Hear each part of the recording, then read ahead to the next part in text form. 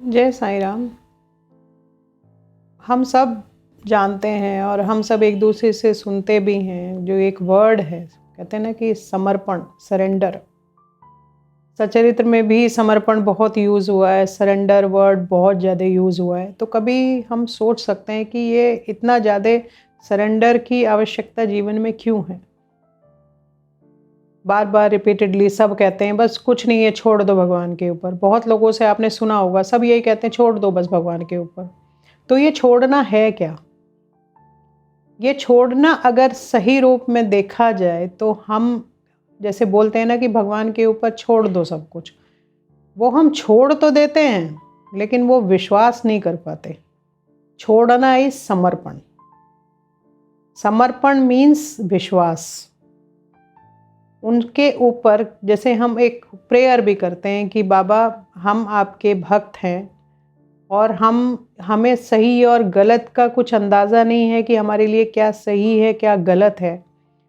तो जैसा हमारा भाव होगा वैसा आप अनुभव हमें देंगे। हम बस आपके चरण कमलों की कामना करते हैं कि आप हमें हमारे जीवन को अपने चरण कमलों में लगाए रखना, उनकी सेवा में लगाए रखना।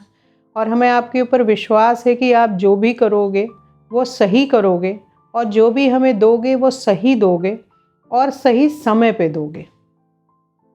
जैसे हम डॉक्टर के पास भी जाते हैं, कई बार वो हमें बहुत कड़वी दवाई देता है, हमारा मन नहीं करता फिर भी हम उसको लेते हैं क्योंकि वो हमारे लिए ज़रूरी होती है। ऐसे ही अनुभव कई बार बाबा भी हमें देते हैं कि हमें ऐसा लगता है कि इसकी ज़रूरत नहीं थी, हमारे साथ तो बहुत बुरा हो गया। लेकिन जब हम उसको ध्यान से सोचते हैं उसके बारे में, जब हम बाबा की तरफ देख के सोचते हैं तो तब हमें समझ में आता है कि वास्तव में ये हमारे लिए ये डोज बहुत ज़रूरी थी। इसका एक एग्जाम्पल भी है। मेरे रिलेटिव ही हैं, उन्होंने एक अनऑथराइज्ड लैंड में बिजनेस शुरू करना सोचा। तो इनिशियली क्या हुआ, उन्होंने सब पैसे वैसे का भी इंतज़ाम कर लिया, लोगों से भी बात कर ली और उनको ये पता नहीं था कि वो लैंड जो है अनऑथराइज्ड है। तो जब वो उसको पैसा वैसे देने के लिए जिसके साथ डील हुई थी उसके पास पहुँचे तो उसने कहा कि नहीं भाई, मुझे पता चला है कि मैं ये बिज़नेस नहीं करूँगा, इसमें तो बहुत नुकसान होगा। तो उसने कहा कि तुमने मुझे पहले क्यों नहीं बताया, मैंने इधर उधर से पैसा इकट्ठा किया, ये कोई बात होती है? मतलब ऐसे मुझे तो बहुत ज़्यादा नुकसान हो जाएगा। उसको उस दिन ये बिल्कुल एहसास नहीं था कि कल उसके साथ क्या अच्छा होने वाला है, कि आज जो भगवान ने अगर उसके साथ ये, उसको लग रहा है कि ये गलत क्यों किया कि मैंने सब कुछ कर लिया था, तो उसने वही कि अरे पता नहीं भगवान ने ऐसा क्यों किया। हम यही बातें करते हैं हमेशा। लेकिन बाद में जब एक दिन वहाँ पे जो लोगों ने पहले से घर बना रखे थे, जब वो एमसीजी वालों ने वो सारे घर तोड़े, तब उसको एहसास हुआ कि मैं कितने बड़े नुकसान से बाबा ने मुझे बचा लिया। तो जीवन में ये हमेशा याद रखो कि जब हम विश्वास करके समर्पण करते हैं, बस हम उनके उनके इशारे की वो करते हैं, कामना करते हैं कि जब भी वो इशारा करें, जब भी वो हमारे लिए कुछ करें, चाहे वो गलत है चाहे वो सही है, वो उस समय के लिए गलत हो सकता है लेकिन आगे के समय के लिए वो ज़रूर सही होगा। बाबा बहुत लोगों को संकेत देते हैं, लोग उन संकेत को समझ नहीं पाते क्योंकि वो लॉजिक बहुत लगाते हैं। ये जो हमारा दिमाग है ना, ये लॉजिकल रीजनिंग बहुत ज़्यादा करता है। ये इससे इसका मतलब ये होगा, इसका मतलब ये होगा, इसका मतलब ये होगा। छोड़ दो। अगर उन्होंने इशारा दिया है तो उसके ऊपर अमल करो कि बाबा ने ऐसा क्यों बोला कि तुम्हें ये काम नहीं करना है। नहीं करना है तो नहीं करना। जब भगवान की तरफ से तुम्हें इशारा आया अगर तुम्हारे मन में, और इशारे कैसे देते हैं कि वो हमारे अंदर एक डाउट क्रिएट कर देते हैं। जब भी ये डाउट क्रिएट होना, इसका मतलब समझना चाहिए कि हमें इशारा आ रहा है भगवान का कि हमें ये काम नहीं करना, लेकिन फिर हम अपने दिमाग को लगाते हैं, अरे ऐसे कैसे, वो मैं ऐसे सोच रहा हूँ तो ऐसे हो रहा होगा। तो प्रेयर ऑफ सरेंडर यही है कि ट्रू प्रेयर क्या है भगवान के चरणों में, वही यही है कि मेरा विश्वास आपके प्रति अटूट है, मैं आपका एक भक्त हूँ और आपकी कृपा बस इतनी कामना करता हूँ कि आप अपने चरण कमलों में मुझे जगह देना, अपना वरद हस्त मेरे सिर पे सदा बनाए रखना और मुझे सच और झूठ के बीच फ़र्क करने की बुद्धि देना कि मुझे पता चल जाए कि क्या चीज़ मेरे लिए अच्छी है, क्या चीज़ मेरे लिए गलत है। मैं आपसे कुछ मांगूंगा नहीं क्योंकि आपको खुद पता है कि मुझे किस चीज़ की, क्या चीज़ मुझे सही समय पे आप दोगे और कब मुझे किस चीज़ की आवश्यकता होगी। तो ये सरेंडर का भाव होता है, ये समर्पण का भाव होता है, और ये वही कर पाता है जो बाबा की सच्ची भक्ति करता है। क्योंकि समर्पण वहीं आएगा जहाँ हमारी भक्ति में है सच्चाई होगी, जहाँ हमारे उनके प्रति हर फैसले पे एक हम क्वेश्चन मार्क नहीं लगाएंगे। बस हम ये सोचेंगे कि अगर इशारा उनका है तो इसका मतलब मेरे लिए कुछ अच्छा ही होगा।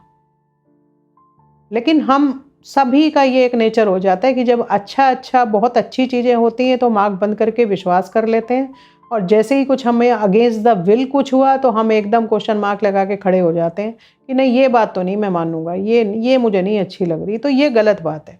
समर्पण वही है कि जब हम हर बात चाहे वो अच्छी है या बुरी, चाहे हमें अच्छी लग रही है या नहीं लग रही है, हमें इससे कोई फ़र्क नहीं पड़ना चाहिए। बस ये होना चाहिए कि ये संकेत बाबा की तरफ से आया है तो इसका कोई मतलब ज़रूर है। समर्पण करना जीवन में सबसे ज़्यादा मुश्किल काम है। आप समर्पण जब तक इच्छा नहीं रखोगी समर्पण की, तब तक भगवान भी आपके समर्पण को कबूल नहीं करेंगे। तो कहते हैं ना कि उनके श्री चरणों में ये कामना करो कि प्रभु मेरा समर्पण स्वीकार करो, मैं सच्ची भक्ति करता हूँ आपकी। और ये भी उन्हीं को डिसाइड करने दो, भगवान को ही, ये बाबा को महसूस करने दो कि क्या हम वास्तव में सच्ची भक्ति कर रहे हैं या बस हम दिमाग से खेल रहे हैं। तो दिमाग से खेल रहे हैं तो वो हम उनको रिझा नहीं पाएंगे कभी भी, क्योंकि वो भी जानते हैं कि सच्चा समर्पण, सच्चा भक्त मेरा है कौन। जो आंख बंद करा, बाबा ने एक इशारा करा, आंख बंद करके भक्त को लग गया कि बस ये ही मेरे लिए अच्छा होगा। ऐसी भक्ति करनी चाहिए जहां क्वेश्चन नहीं आना चाहिए कोई भी। समर्पण का मतलब ये है कि फेथ विदाउट क्वेश्चन।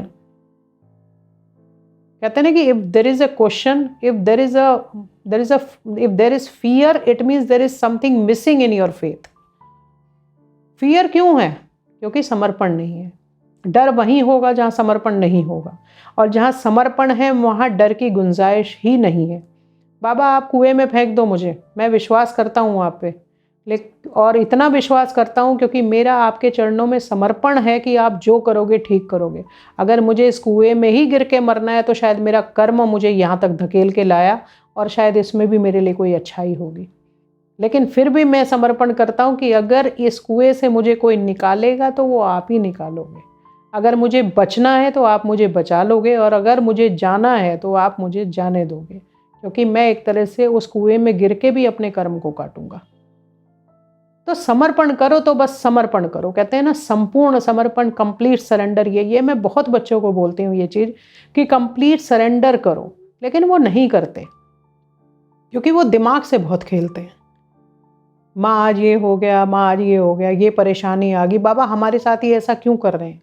जब ये क्वेश्चन हम खत्म कर देंगे ना, सबके जीवन में परेशानी है। मैंने कहा ना, अगर ये जीवन है तो ये पार्ट ऑफ लाइफ है कि परेशानियां होंगी। हमें भेजा ही इसी तरह से है, दुख और सुख बना के भेजा है हमारे साथ, और वो भगवान ने नहीं बनाए। हमने अपने कर्म जो पिछले जन्म में करे थे वही पोथी लेके हम इस बार फिर आए हैं। लेकिन हम अभी भी तैयार नहीं है कि उन कर्मों को काट लें। अभी भी हम सोच रहे हैं अगला और जन्म ले लेंगे ना तब काट लेंगे। उनको ये समझ नहीं आ रहा कि तब तो काट लोगे, लेकिन जो इस जन्म के इकट्ठे कर लोगे फिर वो कौन से जन्म में काटोगे। बाबा ने कहा था ना, क्यों 10 जन्म चाहिए कर्म काटने के लिए, ये दिया है ना, एक जन्म इसी में काट ले। सचरित्र पढ़ने का मतलब यही है कि सचरित्र में बहुत साफ साफ स्वर्ण अक्षरों में लिखी हुई हैं बातें। अगर हम एक बार उसको ध्यान से पढ़ेंगे तो हम कभी भी वो कंप्लेन नहीं करेंगे कि ये मेरे साथ ही क्यों हो रहा है। ये सबके साथ होगा। जिसने भी जन्म लिया है ना, वो अपने कर्म काटने के लिए दुख और सुख के दौर से जरूर गुजरेगा। किसी के कर्म ज़्यादा होते हैं तो कष्ट ज़्यादा होते हैं, किसी के मध्यम गति के होते हैं तो मध्यम कर्मा होता है, किसी का बहुत, कहते हैं कि बहुत ही मारकाट मचा के आप इस जन्म में आए हो तो उनको काटने के लिए भी तो वो मारकाट मचेगी ना आपके जीवन में। आपने किसी के घर में जाके आग लगा दी तो जब आपके घर में आग लगेगी तो जलोगे तो आप भी। तो यही इसीलिए कहते हैं कि अपने कर्मों पे विश्वास रखो, अच्छे कर्म करो। ये मत सोचो कि मैं तो अच्छे कर्म कर रहा हूँ, वो उनको क्या पता चल रहा है। अरे उन्हीं को तो सब पता चल रहा है। किस भूल में रहता है इंसान, मुझे समझ नहीं आता। फिर जब कर्म का प्रभाव होता है तो हम रोते हैं, बाबा बस इस जन्म में पार कर दो, अगले जन्म में देखे। अरे अब जब तक पिछले जन्मों का भार नहीं उतारोगे, अगला जन्म की कामना क्यों कर रहे हो? इसी जन्म में कर लो ना हिसाब किताब सब बराबर, काट लो जितना काटना है। क्यों बार बार जन्म लेके फिर और कर्म इकट्ठे करने? बाबा ने लिखा है ना कि मोक्ष की इच्छा जब तक तू नहीं करेगा मैं तुझे मोक्ष नहीं दूंगा। कोई प्रसाद नहीं है जो मैं बांट दूंगा सब में। ये तो जब तक तेरी इच्छा इतनी तीव्र ना हो कि बस मुझे तो ये जन्म मरण से मुक्त होना है, मुझे और जीवन नहीं चाहिए, बस मैं तो थक गया, बस मेरे इसी जन्म में कर्म काट दो बाबा, चाहे जो भी जितने भी कष्टों में भुगतने के लिए तैयार हूँ, लेकिन एक और जन्म नहीं चाहिए। ऐसा क्या कर लूँगा मैं एक और जन्म पाके? इसी जन्म में कर लेता हूँ जो करना है मुझे। ये जो माया है ना, ये दरअसल इंसान को जन्म के बाद जन्म के बाद जन्म लेने पे मजबूर करती है। इसीलिए कहते हैं कि इस माया से दूर रहो। ये मटेरियलिस्टिक वर्ल्ड जो है ना, ये एक ऐसा कुआं है जिसमें आप एक बार छलांग लगाओगे तो आपको कहीं उसका ठिकाना नहीं मिलेगा, आप उसमें डूबते चले जाओगे। तो इसीलिए कहते हैं ना कि अगर गोता खाना है तो अच्छे कर्म की नदी में खा लो, क्योंकि उसमें तुम पार लग जाओगे।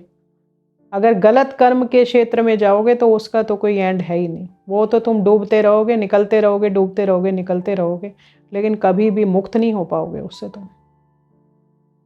तो इसलिए सरेंडर करो, समर्पण करो,